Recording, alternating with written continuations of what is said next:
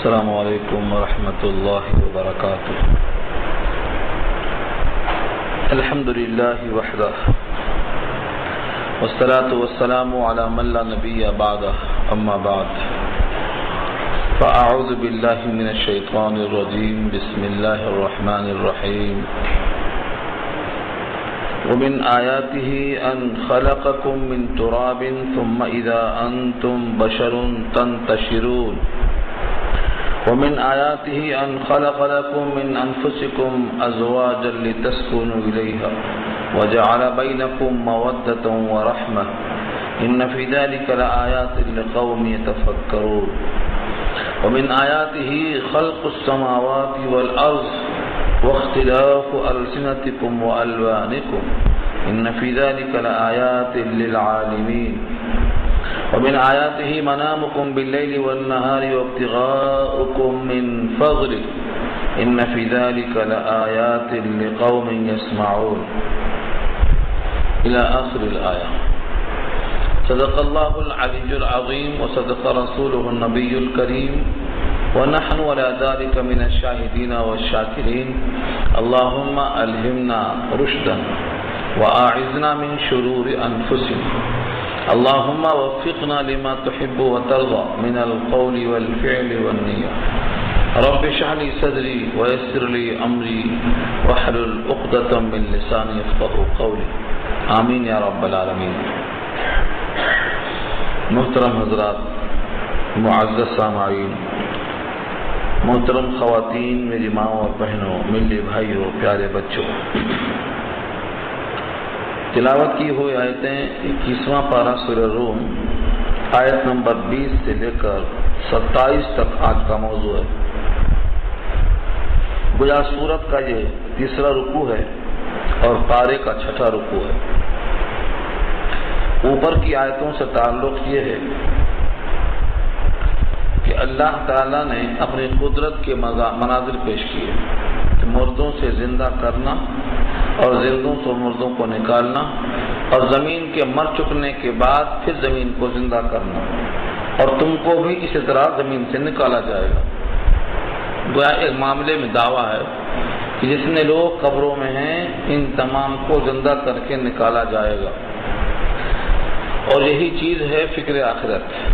اسی کا یقین جب ہو جاتا ہے تو آدمی اس کے لیے صحیح راستے کو قبول کر لیتا ہے.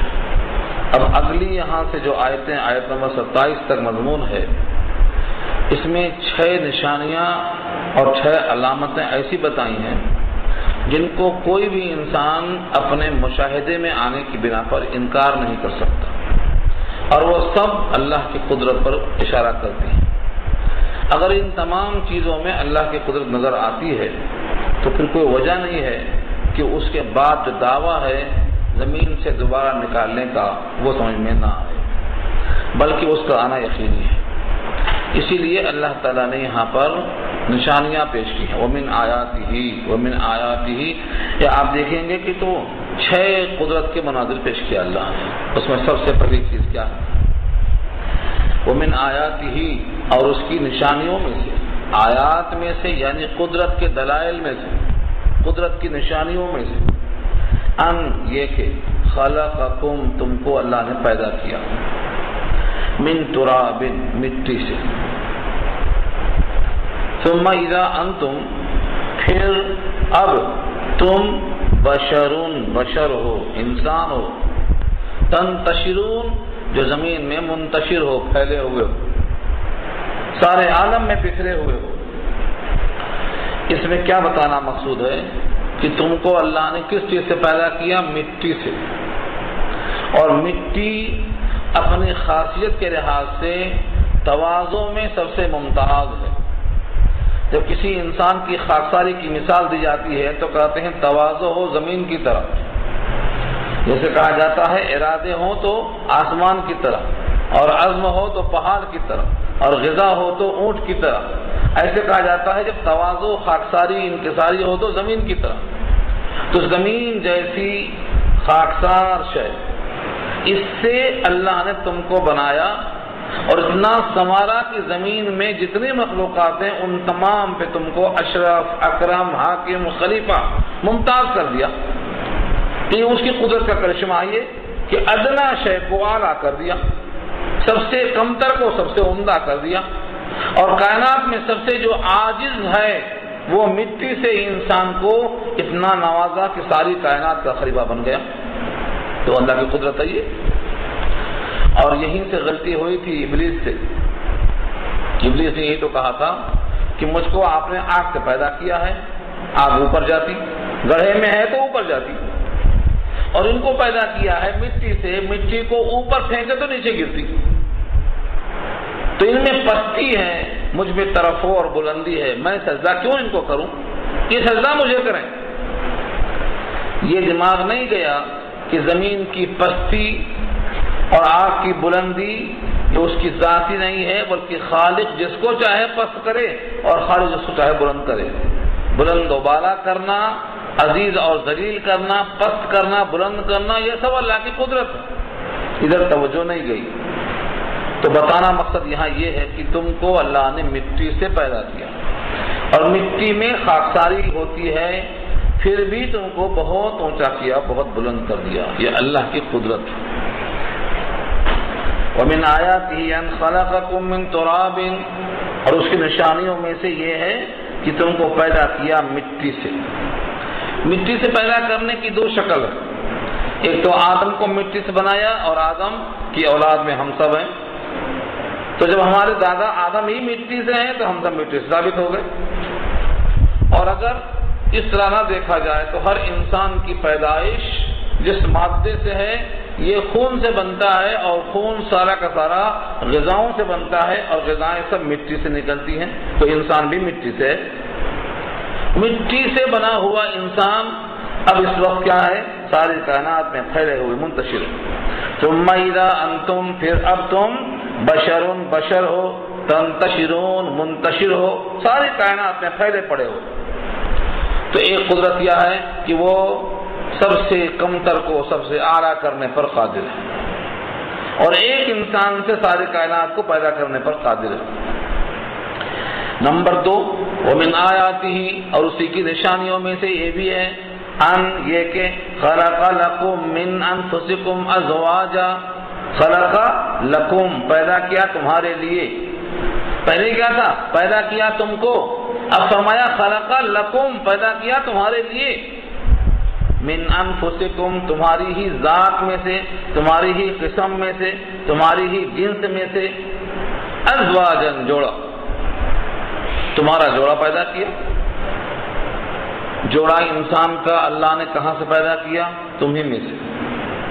ایک ہی مادہ ہے، اور ایک ہی ماں باپ ہیں، اور ایک ہی مقام ہے، لیکن اللہ نے دونوں کے درمیان میں ایسا فرق کر دیا کہ دونوں کے تاثیرات میں، دونوں کے خواص میں، اور دونوں کے لوازمات میں زمین و آسمان کا فرق کر دیا.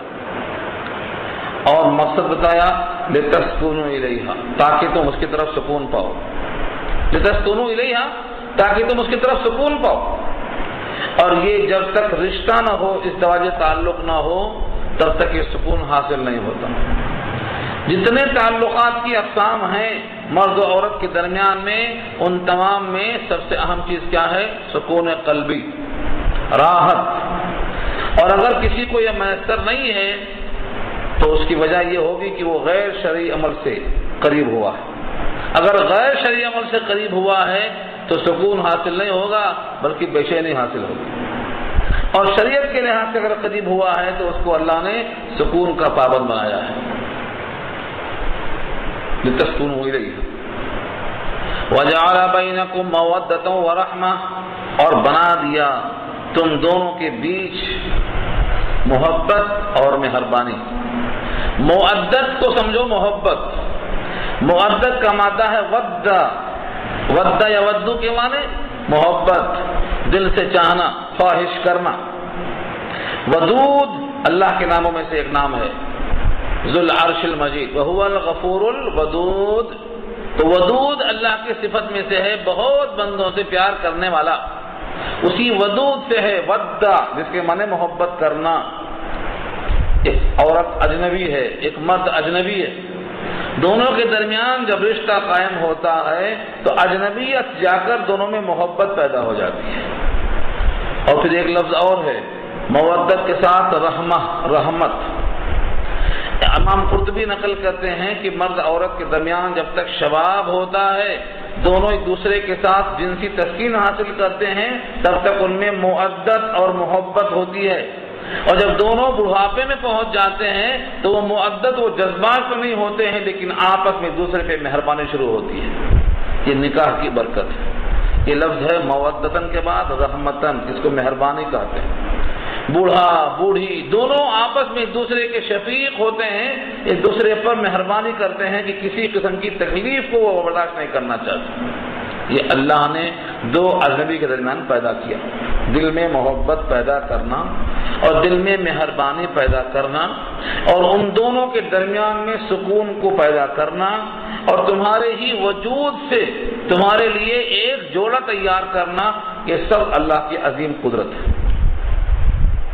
ایک ہی ماں باپ ہے، اللہ تعالیٰ کی عظیم قدرت کا شاہکار ہے یہ، اور جب یہ پیدا ہوتے ہیں پیدائش کے بعد دونوں کے تقاضے الگ الگ ہوتے ہیں، دونوں کی آواز آگے تذکرہ آ رہا ہے اس کا بھی۔ تو دو اجنبی کے درمیان محبت کا پیدا ہونا، اور ایک دو جگہ نہیں سارے عالم کے جوڑوں میں محبت پیدا کرنا، یہ اللہ کے عالمگیر قدرت کی اور محبت عطا کرنے کی طاقت کی دلیل۔ ان فی ذلک لآیات، بے شک اس میں نشانیاں ہیں۔ ایک ہوتی تو آیت اور جمع اس کی آیات، نشانیاں ہیں۔ نشانیاں جمع کیوں لائے یہاں پر؟ کیونکہ تمہارے ہی جنس سے جوڑا بنانا ایک ہو گیا، ان سے سکون حاصل کرنا دو ہوا، ان کے درمیان محبت تین ہوئی، بڑھاپے میں مہربانی پیدا ہوئی چار ہوئی۔ تو چونکہ کئی نشانیاں ہیں اور ہر نشانی کی وجہ سے لفظ آیات استعمال کیا ہے۔ ان فی ذلک لآیات، بے شک تمہارے واسطے نشانیاں کس کے لیے ہیں؟ لقوم یتفکرون، تفکر کے معنی غور و فکر کرنا۔ ایسی قوم کے واسطے ہیں نشانیاں جو دھیان دیتے ہیں، تفکر کرتے ہیں، غور و فکر کرتے ہیں، سوچتے اور بچارتے ہیں۔ جو سوچتے ہی نہیں ہیں اس طرف وہ اپنے مالی سے غافل ہو کے چلے جاتے ہیں۔ تو یہاں غفلت کے واسطے نہیں بلکہ جو بندہ دھیان کرتا ہے ان تمام کے واسطے نشانیاں موجود ہیں۔ اب تیسرا نمبر آتا ہے ومن آیاتہ، اور اس کی نشانیوں میں سے یہ ہے خلق السماوات والارض، آسمان اور زمین کی تخلیق۔ کتنے بڑا آسمان ہے اور تہ بتہ 7 آسمان ہیں، کسی بھی انسان کی نگاہ وہاں نہیں پہنچ سکتی ہے اور اس نے تمہارے سامنے پیدا کر دیا۔ والارض، اور زمین کے ساتھ طبق پیدا کر دیے۔ یہ اللہ کی تخلیق، اس نشانی ہے تمہارے واسطے کہ اللہ کتنے قادر ہے، کتنا مضبوط ان کا نظام ہے۔ واختلاف السنتکم والوانکم، اور اختلاف کے معنی مختلف۔ اس کائنات میں کالا، اس کی ضد کیا ہے؟ گورا۔ رات کی ضد دن، یہ اپوزٹس ہیں، ان کو اختلاف کہتے ہیں۔ ایک ذوق شاعر کہتا ہے گلہائے رنگا رنگ سے ہے زینت چمن، اے ذوق اس جہان کو ہے زیب اختلاف سے۔ اگر اختلاف نہ ہو تو لوگوں میں یہ محسوس ہی نہ ہو کہ رات کا مقابل دن ہے، کالے کا گورا ہے۔ یہ جو اپوزٹس ہیں ان سے اس کائنات کے اندر ایک قسم سے رنگت بھری ہوئی ہے۔ تو تمہارا اختلاف، وہ اختلاف کس چیز کا؟ السنتکم، السنہ جمع ہے لسان کی، لسان کہتے ہیں زبان کو۔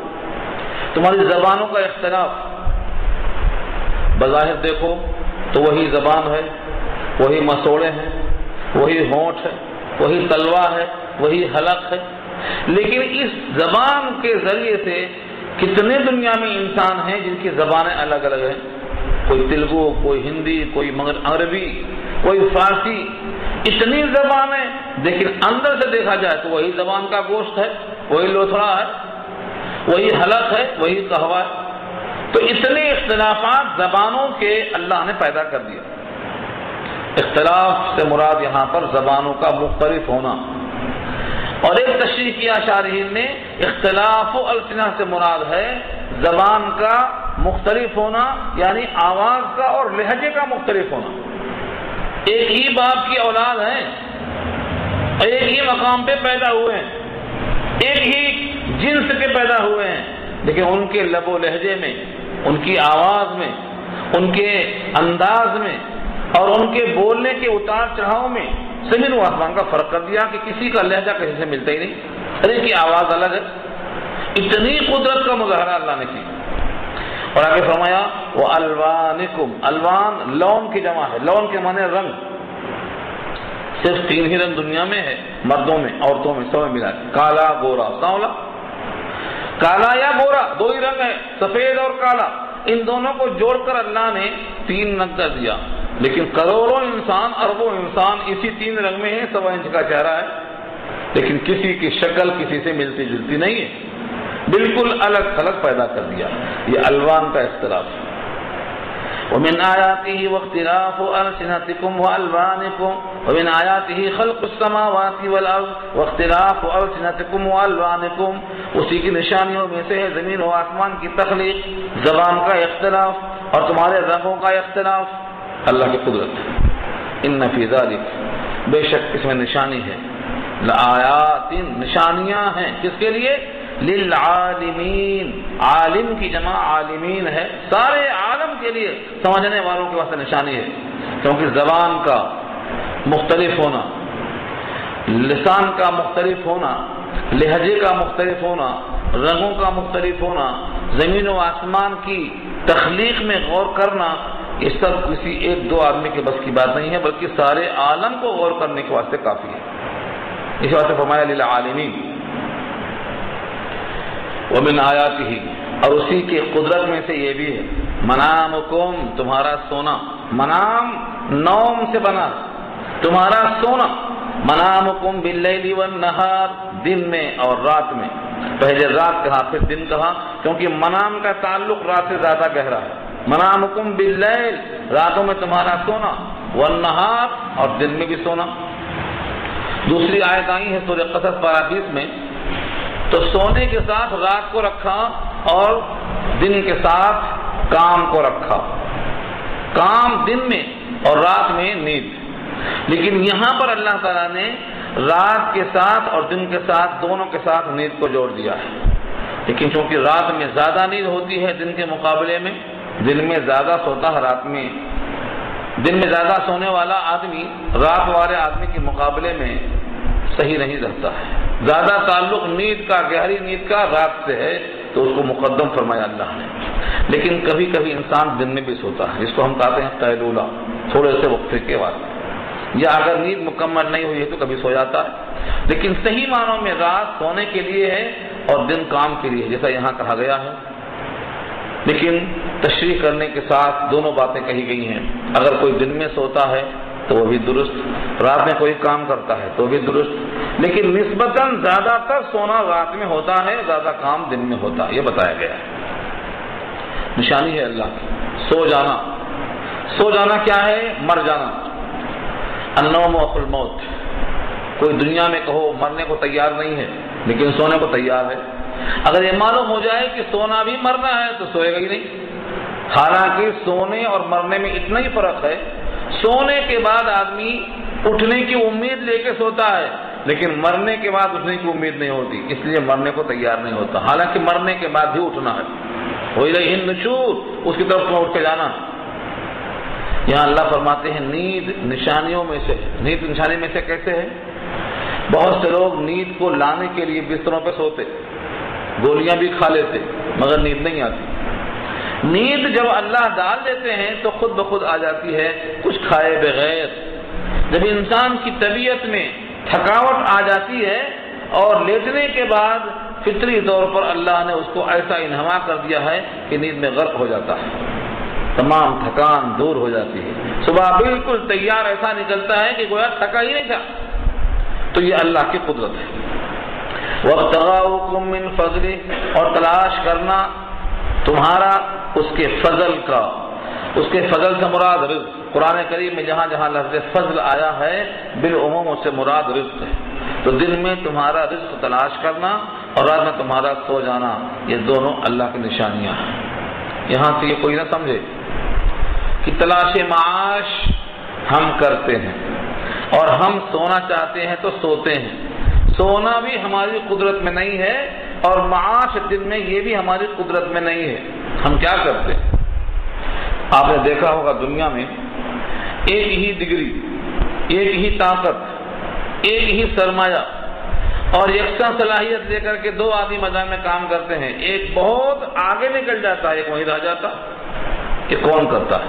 اللہ کی قدرت ہے یہ۔ اس لیے معاش کا مسئلہ نہ محنت پر ہے نہ صلاحیت پر ہے، یہ تو لکھا جا چکا ہے۔ جب بچہ ماں کے پیٹ میں ہوتا ہے 4 مہینے کا تبھی لکھا گیا ہے، نہ وہ ڈگری پہ موقوف ہے اور نہ صلاحیت پر موقوف ہے، اللہ کی عطا پر موقوف ہے وہ۔ بس یہی حال نیند کا بھی ہے۔ تو دونوں چیزیں انسان کا اپنا ذاتی کوئی کمال نہیں ہے، صرف اللہ کی عطا ہی ہے۔ ان فی ذلک لآیات، بے شک اس میں نشانیاں ہیں، لقوم یسمعون، ایسی قوم کے لیے جو سنیں یعنی سن کر کے مانے۔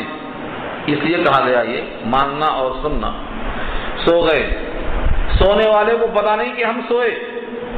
جب کوئی کہتا ہے کہ میاں تم سو گئے تھے، تمہاری آنکھ لگ گئی تھی، ان کے بولنے سے ان کو معلوم ہوتا ہے کہ میں سو گیا تھا۔ تو سو جانے والے کو خبر نہیں ہوتی ہے، لوگ اسے خبر دیتے ہیں، وہ سن کر مانتا ہے وہ۔ ٹھیک یہی حال ہے کہ زمین سے غلہ کا نکلنا اور غلوں کے انتظام کا کرنا، یہ سب اللہ کی طرف سے ہے، لیکن جو سنتا سمجھتا ہے اسی کے واسطے نشانی ہے، جو نہیں سنتا ہے سن کر انسنی کر دیتا ہے اس کے واسطے نہیں۔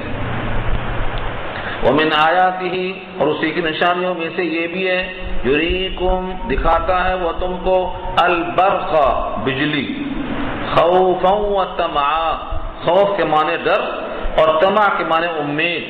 جب بجلی چمکتی ہے تو انسان میں خوف پیدا ہوتا ہے کہیں بجلی گر نہ جائے، اور طمع بھی پیدا ہوتی ہے کہ اب اس کے بعد شاید بارش آ جائے، گرمی کم ہو جائے، باران رحمت کی بھی امید ہوتی ہے۔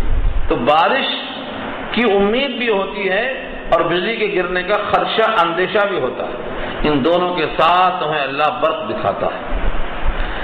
وَيُنَزِّلُ مِنَ السَّمَاءِ مَاءً، اور اتارتا ہے آسمان سے پانی۔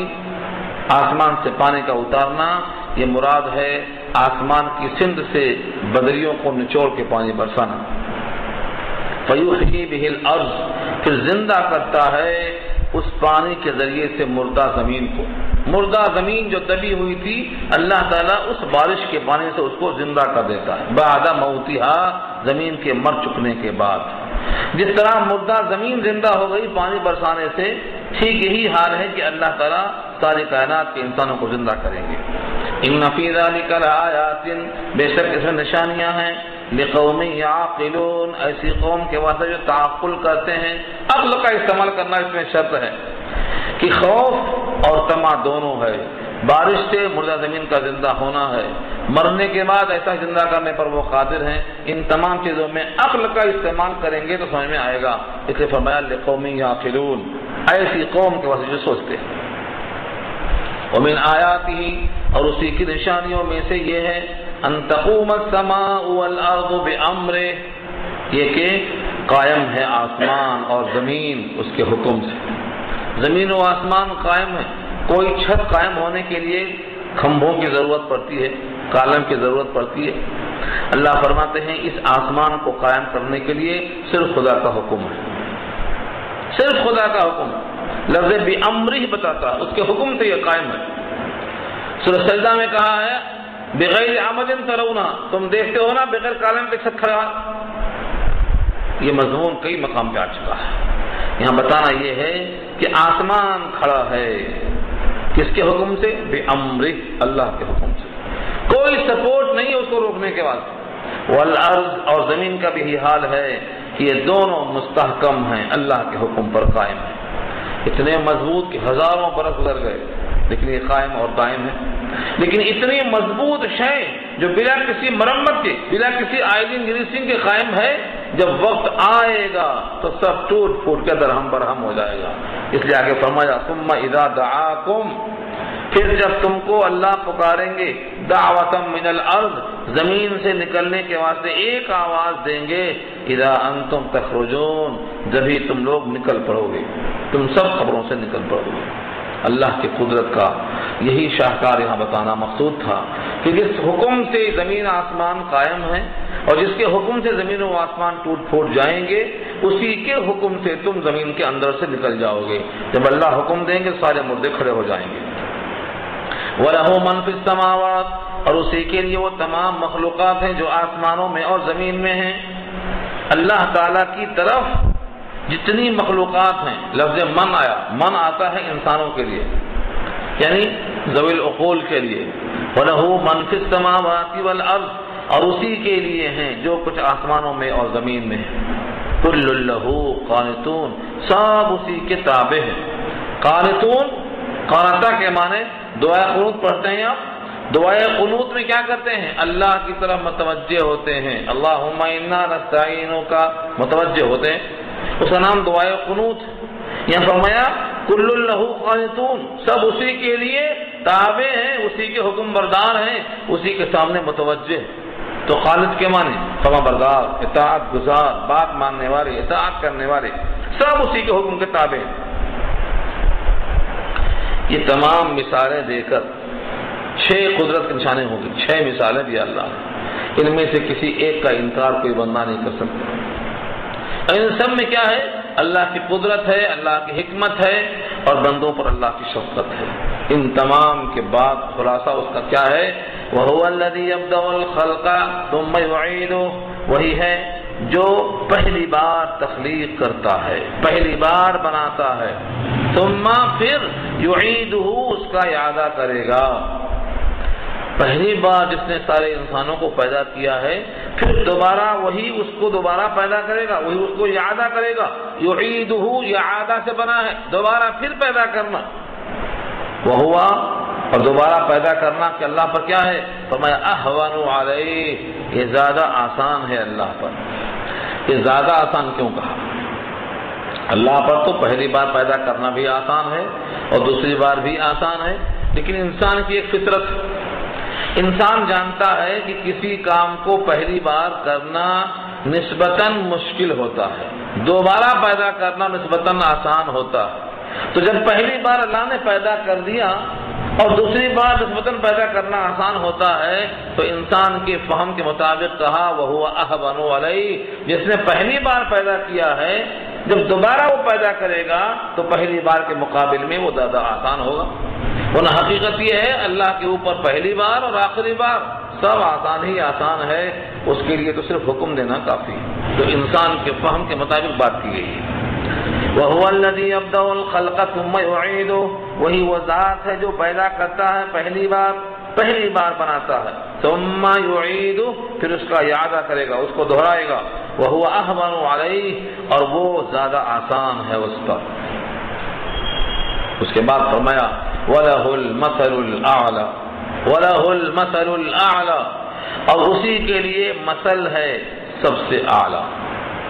ایک ہوتا ہے مثل، جس کی مثال ہم مانا دیتے ہیں، مثال اور مثل، یہ تو اس جیسی چیز کو کہا جاتا ہے جو بالکل یکساں ہو، لیکن اللہ کے لیے لفظ مثل آیا، مثل آیا، مثل، میم پر زبر اور سا پر زبر، مثل۔